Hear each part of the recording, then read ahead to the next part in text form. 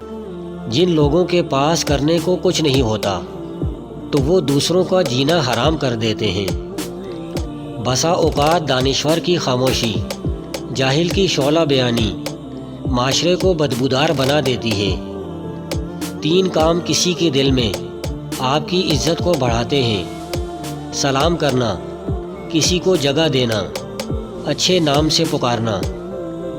خوش نصیب وہ نہیں جس کا نصیب اچھا ہو، بلکہ خوش نصیب وہ ہے جو اپنے نصیب پر خوش ہے۔ کون سا خوش نصیب شخص ہے جسے دیکھ کر اللہ مسکراتے ہیں؟ امام طبرانی رحمہ اللہ اپنی ایک کتاب میں فرماتے ہیں کہ رسول اللہ صلی اللہ علیہ وسلم نے ارشاد فرمایا، اللہ رب العزت اس شخص کو دیکھ کر مسکراتے ہیں جو ٹھنڈی راتوں میں اٹھ کر نیند کو قربان کر کے وضو کرتا ہے اور نماز ادا کرتا ہے، تو اللہ تعالیٰ اپنے فرشتوں سے کہتے ہیں، میرے اس بندے کو اس کام پر کس نے لگایا؟ کون سی چیز ہے جس نے اس کو اس کام پر لا کر کھڑا کر دیا؟